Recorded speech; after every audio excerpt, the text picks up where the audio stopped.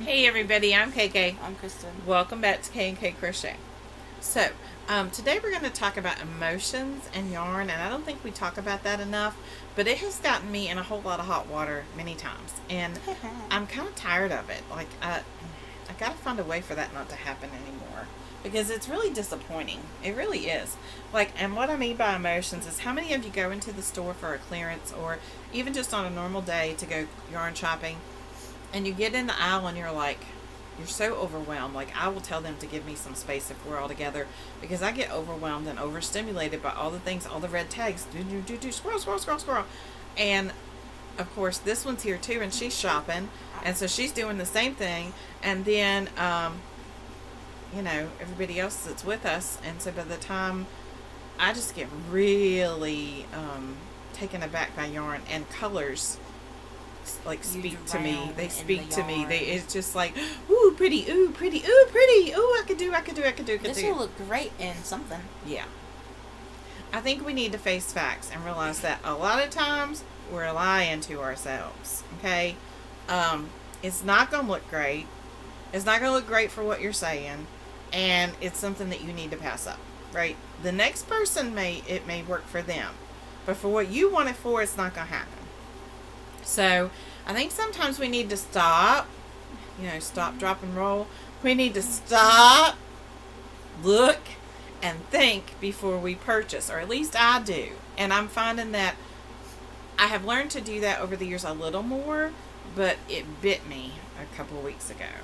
So I had been making some things for Christmas extravaganza, and I was looking for, I told you guys I needed, actually no, it was for Santa's workshop, because it was for Christmas gifts for people that are on your list. Yeah, that are on my list. It might be part of Santa's workshop or Christmas extravaganza too. I don't know. We'll see in July.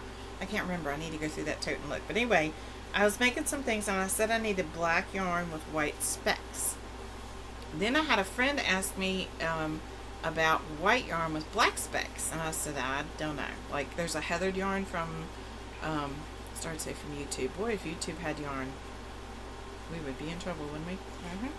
Mm-hmm. There's a heathered yarn from Red Heart, and also from another company. I've seen Litz. I have one similar on Coco's Crochet that is like white with flecks of reds or blues or browns or whatever in it, and it's super pretty.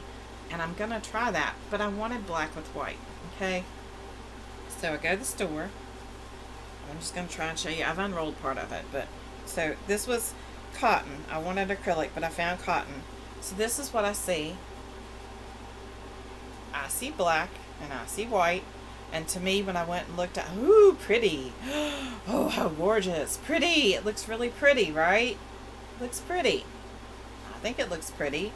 And in my mind, I thought, oh, that's going to work perfect for what I want.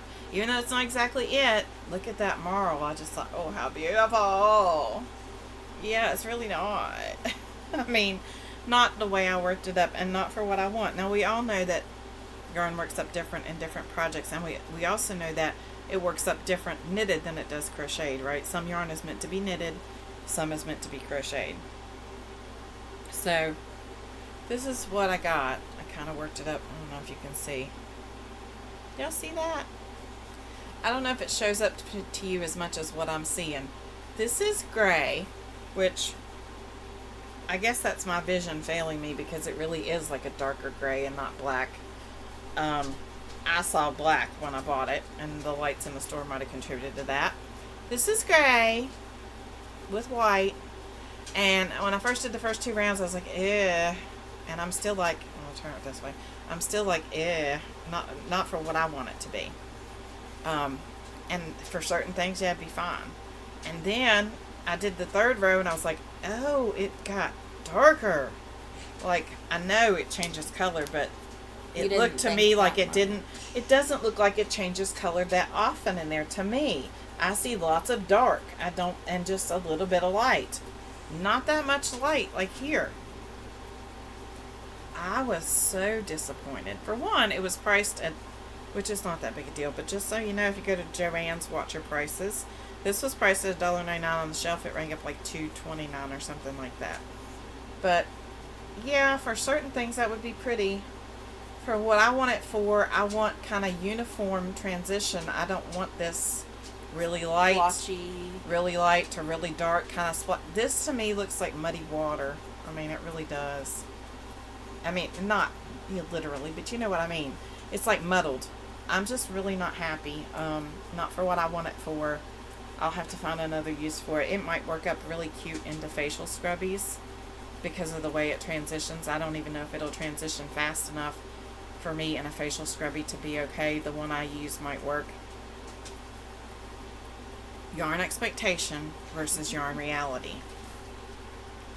And you all may think I'm bad for doing this, but a lot of times the way I've found to combat that is if it's on a shelf and there is a loose string on the end, a loose tab that you can pull just a little bit, I will pull it out just a little bit and I will finger crochet just a few stitches. So I have kept myself from buying a lot of things that I shouldn't have bought just by doing that, because it will help you to see. Like, I will pull out just enough like this and I will finger crochet like 3 or 4 stitches.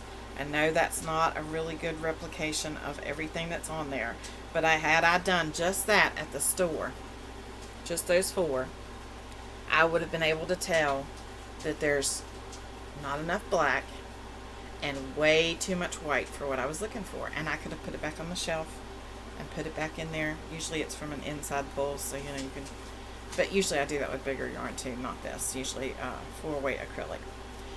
But yeah, yarn expectation versus yarn reality. And it's not to say that this is a bad yarn. This is beautiful, but it's not for the project I'm making. And so therefore I purchased at least 3 rolls now. Now, granted, 1 or 2 of them I haven't tried. And I knew that one of them was not going to be right because it was the white one with the flex. But I think it might work for another try at that project. But as far as the black and white, I've purchased at least 1 or 2, I think now, and no, it's not right. And like I said, that's nothing against the yarn. That is, it doesn't work for what I need it for. Can it work for someone else for what they need it for? Yes. Will I find a project for this? Yes. Do I still think it's beautiful? Yeah, that's gorgeous.